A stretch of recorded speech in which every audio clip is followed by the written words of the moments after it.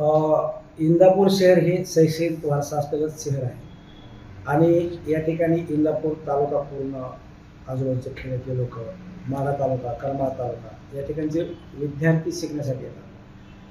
पालक त्यांना त्या ठिकाणी शिकवायला पाठवतात, परंतु जवळ जे कॉलेज आहेत आणि तिथं काही मुलं स्पर्धात्मक परीक्षेत सुद्धा अभ्यास करतात. पण त्या ठिकाणी काही कॅफे आणि चहा टी नावाचे काही लोक हॉटेल चालवतात. त्या ठिकाणी आम्हाला असं इन्फॉर्मेशन होतं किंवा त्या ठिकाणी शाळा कॉलेजमध्ये मुलं आणि मुली तिथे बसतात, बराच वेळ बसतात.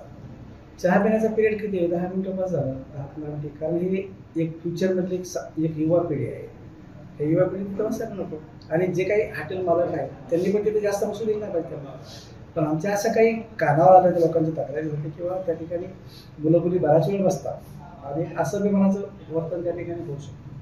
त्याच्यामुळे आम्ही त्या ठिकाणी आज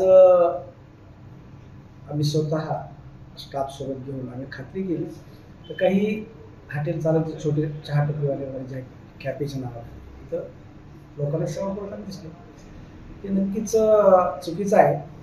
एक असभ्यपणाचं वर्तन आहे, सामाजिक स्वास्थ्याच्या दृष्टीने चुकीचं आहे आणि युवा पिढीच्या भवितव्या दृष्टीने ते चुकीचं आहे. म्हणून आम्ही त्या काही लोकांना सोबत घेऊन आलेलो आहोत. सविस्तर चौकशी करून कायदेशीर कारवाई करत आहोत.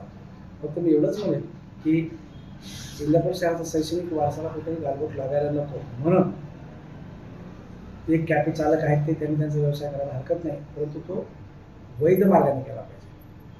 विनाकारण सामाजिक स्वास्थ्य आणि मुलामुलींचं आयुष्य उद्ध्वस्त होईल असं करू नये. त्यासाठी काय करत एबीपी माझा, उघडा डोळे बघा नीट.